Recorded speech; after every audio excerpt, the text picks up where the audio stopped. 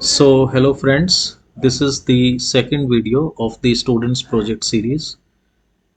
So in this video, I'll be discussing about the layout of the research project. The very first question that comes to the mind of maybe a UG PG student or even a PhD scholar is, sir, what is the layout? Like karna kya hai? I mean, what we are supposed to do? How many pages we should write? What we write? How the pages are classified? How the what is how much material to be written under each heads? So there are many doubts. The overall layout, if we have the overall layout in our hands, we can fill the relevant information under those heads and we can make a very good project also. This is the discussion agenda for today's session. Now, the first question that arises in the mind of any researcher is for making the report is that how many number of pages he or she is supposed to write. Then comes the initial pages, like we directly do not start with the introduction of the topic itself, but we have some initial pages I'll be discussing. Chapterization is generally the introduction, literature review, methodology, data analysis and interpretation, findings, conclusion, and recommendations.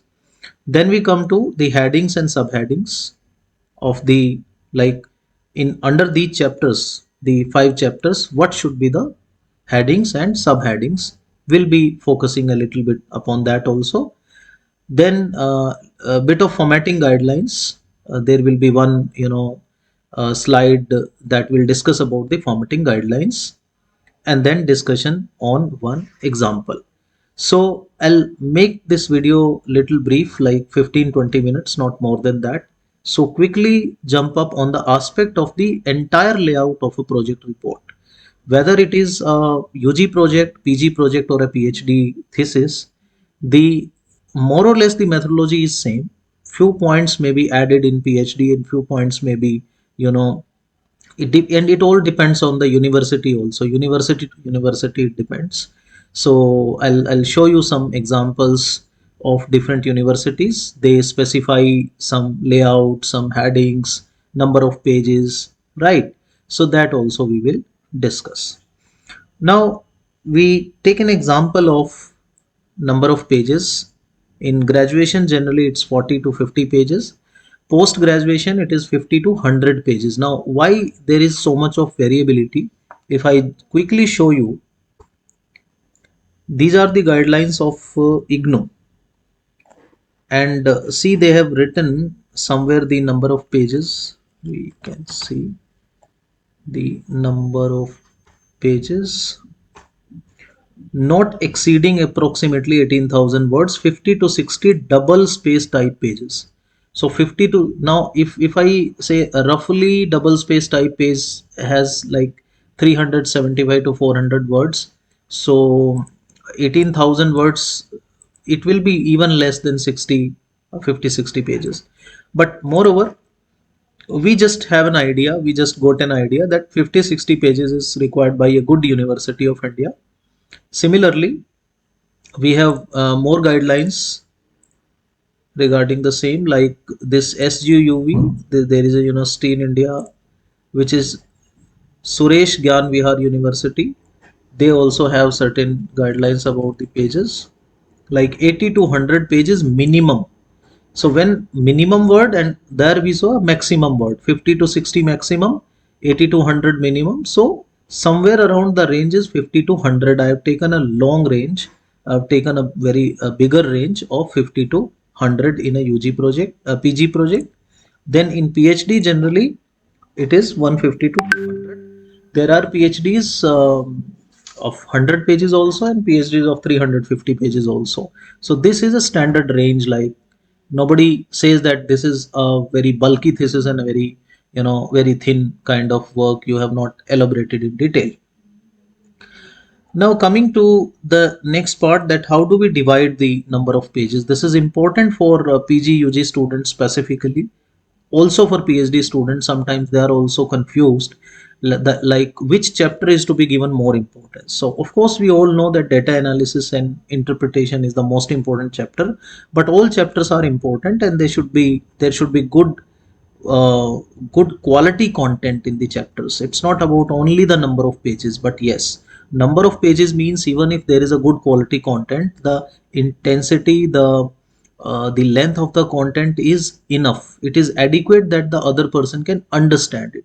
This is all about the objective of having number of pages in the chapters. So chapter one, let us focus on the postgraduate part so that the others can be referred. Chapter one is 6 to 8 pages. It may be 10 pages. It may be 7, 8 pages. That's fine. Which the inclusions of chapter one I'll be discussing in the next slides.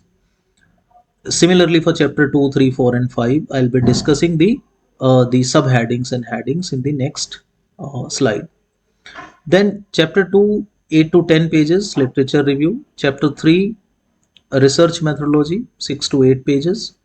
Chapter 4, 20 to 25 pages, because this chapter will contain all the tables, all the figures, the hypothesis testing, the interpretation of the tables and figures, and it will justify the objective. So objective wise analysis will be presented. Chapter 5 is findings and conclusion. So 6 to 8 pages is good for a postgraduate work. However, it is much more elaborate in the PhD thesis of 20-25 pages. And similarly, if the number of pages your university or your guide says that there should be more number of pages or less number of pages, you can proportionately increase or decrease. This is the standard criteria. Now, first comes is the initial pages.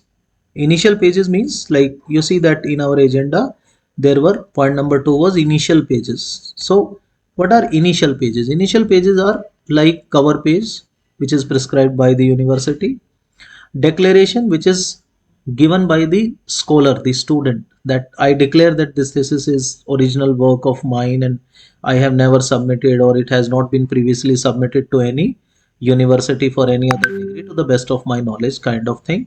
And similarly, the certificate of approval, but it is given by the guide, HOD, and the director or principal of the institute, or the head of the department.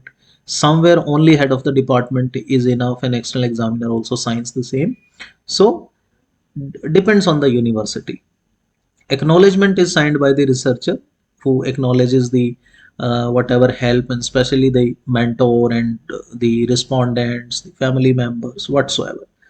It totally depends on the researcher whom he wants to acknowledge. Then comes the table of content that includes all the headings and subheadings. List of tables. All the tables from chapter 1 to chapter 5, the heading and the page number of the table. List of figures in the same way. List of abbreviations. Now abbreviations list is important because every now and then, suppose SBI, LIC, you are doing it on banking, LPG. So you should define all these terms, because sometimes it happens like if somebody is working on bottom of pyramid approach in rural marketing and he's writing BOP, but more popular term for BOP is balance of payment, so people won't understand or may understand it in a different way. So it's always good that you give a list of abbreviations. And then abstract is the 2 pages around, 2 to 3 pages. In PhD work it is sometimes 3 pages, and in master's work also 1 to 2 pages, around 1.5 page, good enough to gist of the entire uh, work you have done, including in the paragraph form, including the aim, purpose of the study, the findings, no numericals should be there.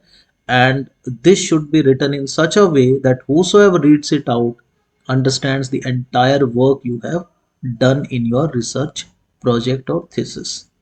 Now we'll take up and the last I have written page numbers in this section are inserted in the Roman numbers. So page number 1 begins with the chapter 1 first page. Okay.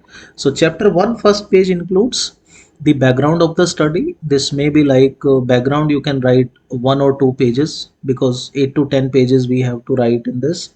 So 1 to 2 pages, and proportionately you can increase everything in PhD and decrease in the graduate thesis. Industry profile, if required, if you see that your industry is new or you're writing on gaming industry, digital advertising industry, analytics industry, and you feel that you should give something about industry, you can give.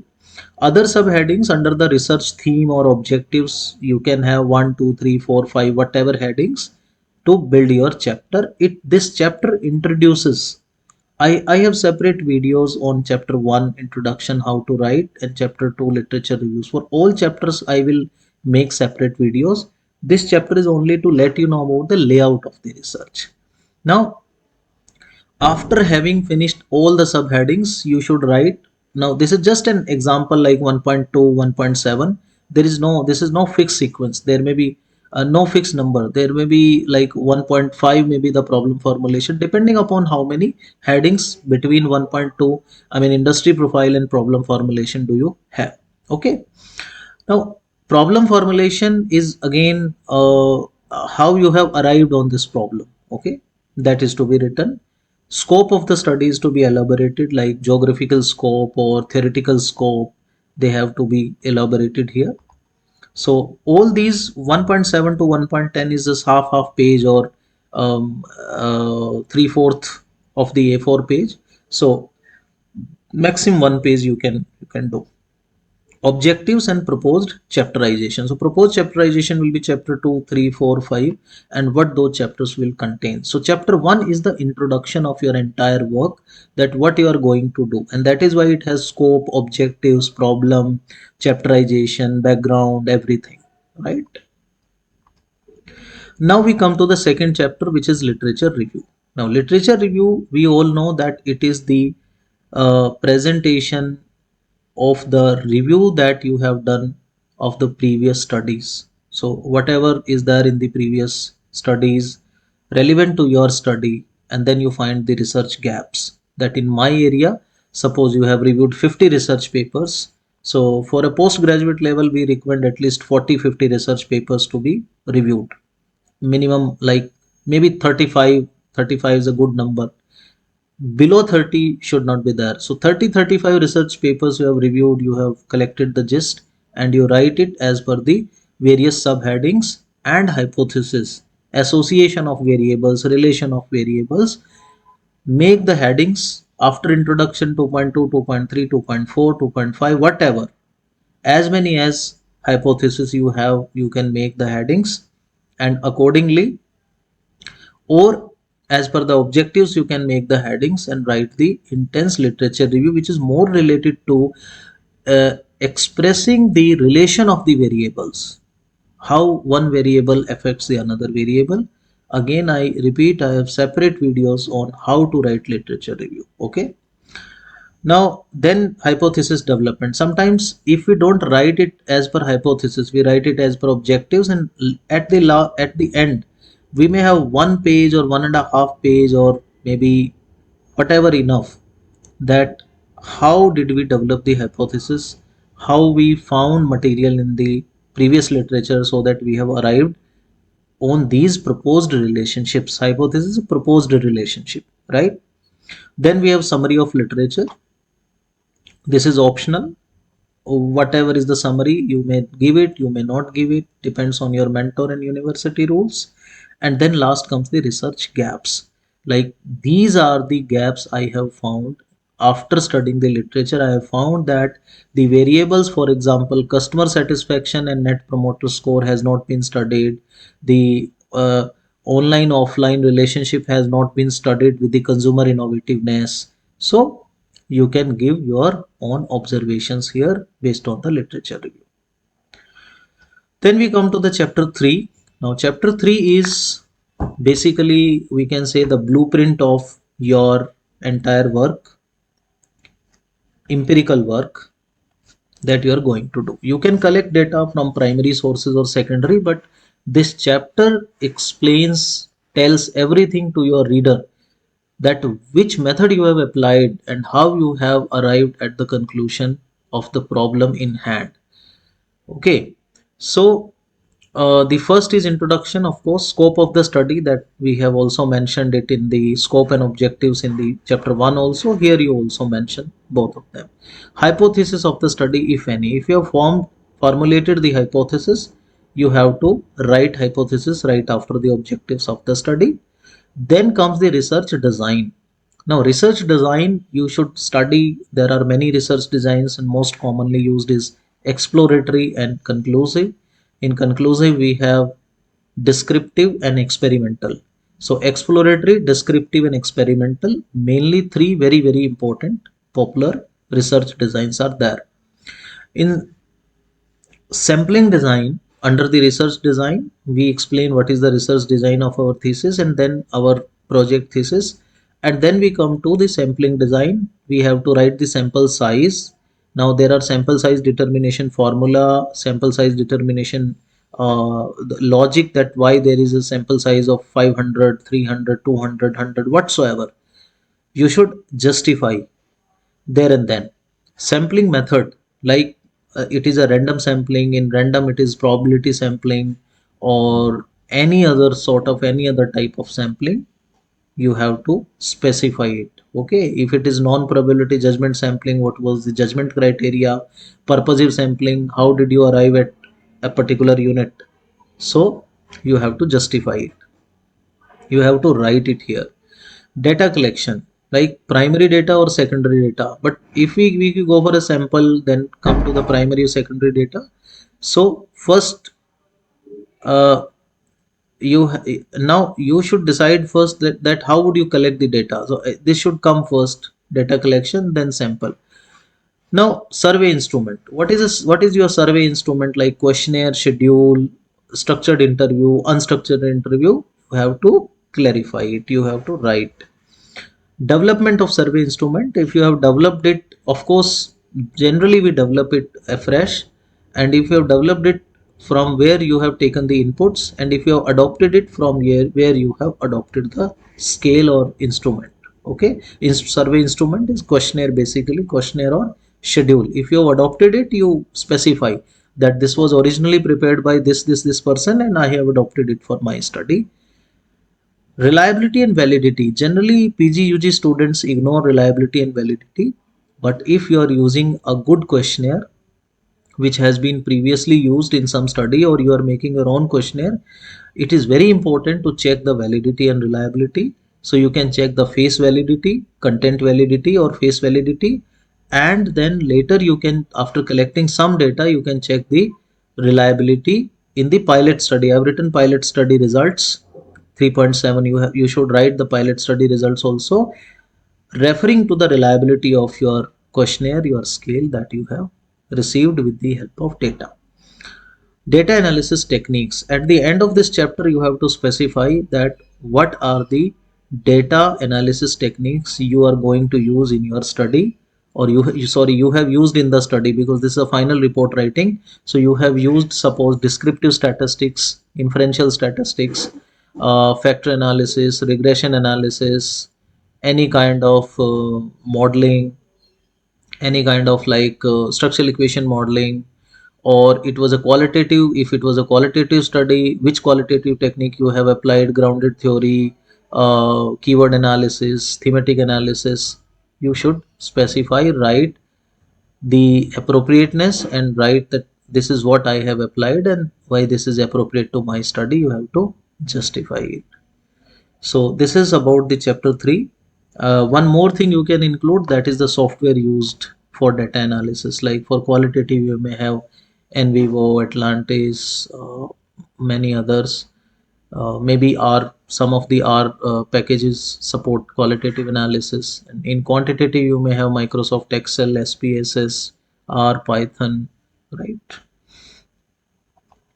Then we come to the most important chapter, yet the discussion is very, very brief, because this chapter is obviously full of analysis, data analysis, and interpretation. Now, what is data analysis? Data analysis is the data, whatever data you have collected, you apply appropriate statistical tools to find the meaningful results or the answers of your research problem, research questions, and research objectives. So, objective wise, you should present your analysis. Objective, you may not write objective 1, you may write 4.1, and your first of 4.2, your first objective. 4.1 is introduction of the chapter, 4.2 your first objective, 4.3 your second objective, and similarly keep on going to the last objective. And then this chapter contains the tables and figures supporting the analysis and presentation of the data. So we may have tables having a lot of data, we may have figures that are presenting pictorial in a picture form to make our work attractive and easy to understand to our readers.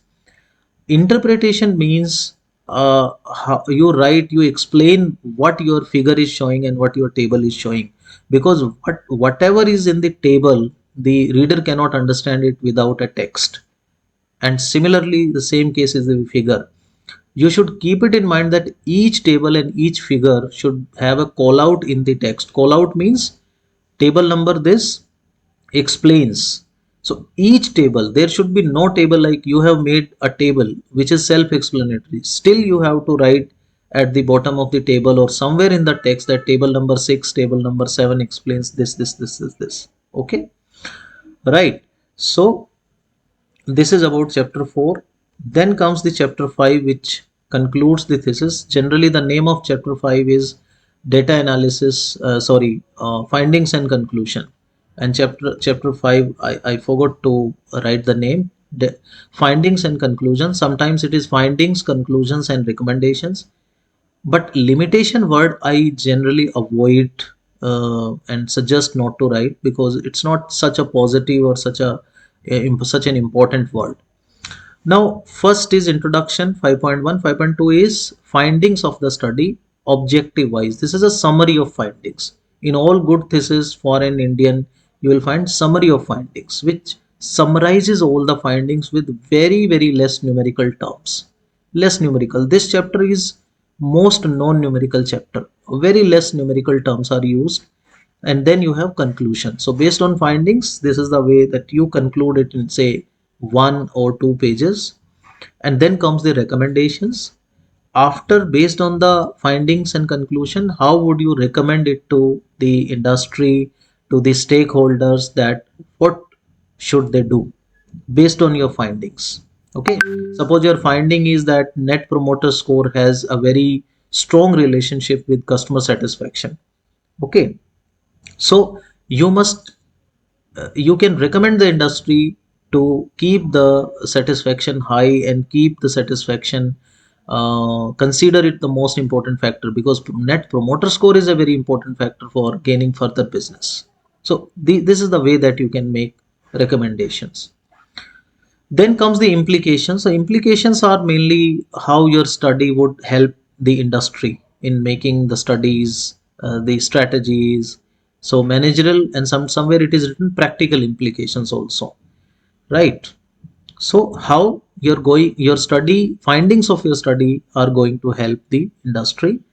Theoretical implications are how your study, the findings of the study has enriched the existing theoretical knowledge. Okay, then we have limitations of the study. So limitations are generally like primary data, or one type of data you have used, one only quantitative method you have used, or the sample size, geographical area. These are all limitations of your study. Please do not write any such limitation which dilutes your study or which criticizes your study. Sometimes the students write that my study may not be useful because it is only on 100 sample size. Now this is a very bad statement to be written. My study will not be useful. If you are writing like this, you should write the sample size of the study was 100 respondents from this geographical area. So the results may not be generalized on any other geographical area which has dissimilar respondents or demographic characteristics, right? So if you write like this, then it is more appropriate as limitation should not be you're criticizing your own work. Like some students write the sample size of my study may not be representative. Now this is a wrong statement. If it is not representative, then why you have done the study? You should have a representative sample size. You can write, better you write that the sample size of the study was taken from this particular area, so the results should be generalized in this area only. Okay, you should not write they are not representative. And then last is the scope for future research. Now, having studied everything, you know that what are the best 5 6 areas, topics in which future research can be carried out. I mean, future research means the other PG, PhD students can carry out a research on these variables. These variables can be combined. Okay. So you should give a good theoretical and managerial scope. Like in these areas, the studies may be carried out. Okay. Now comes the last one, which is the end material. End material means like you have done your thesis, now you are winding it up, but there are certain things which cannot be included in the main text of the thesis. And first one and most important is the references. So you give a list of references that you have used. In your maximum references come out from the literature review chapter and introduction chapter. There are few in the RM chapter also, and then conclusion findings chapter, a few references in the data analysis chapter also. So whatever text has supported you, you should cite it in your thesis, and you should write the references at the end. The most popular style is APA. So you should in general American Psychology Association. So in general we use that, but rest there are many other styles like Harvard, MLA, and many others, right? Then we have annexures. In annexure, we put the large tables, charts, and other important data, and questionnaire. So in annexure, we put questionnaire, and these are the parts of the annexure. These are looking at similar headings, but these are the parts of the annexure. Questionnaire, sample questionnaire, like one questionnaire, schedule, interview, whatever you have used, you should attach a copy of that. And large tables, charts, any important data set, anything else which is not used but it is of say maybe 2 3 pages, 5 pages, not more than that, so that you want to give as a reference material to your readers, your examiner, that should also be attached. So additionally, this is the last and very important aspect, like what should be the formatting guidelines for a thesis. So I will have a practical video and I will explain practically that how the formatting is to be done, because many students have issues in word processor also. Maybe they are not seasoned to handling the tables, figures, making the headings, subheadings and all. But the general formatting guidelines, I will attach this file in my under in the description box of this video also, so you can download. So we have page size is A4, front and all I have already discussed. Font is Times New Roman, which is the most popular one. Now what about font sizes? In main headings you keep 16, like 1.1 is the main heading, so you keep 16. 1.1.1 you can keep 14. All other headings should be 12 point, like 1.1.1 point 1 at fourth stage, so that should be 12. Main text is the 12. So normal sentence, they should be in title case, title case, title case. So title case is where prepositions and conjunctions are start with the small letter and all other words with the capital letter, like this one. This is also, I don't know perfect or not. Then text color is automatic, that is black color. So once you have finished with your entire work, then they do Control A and choose the black color. 1.5 inch, 1.5 line spacing, not inch, 1.5 line spacing.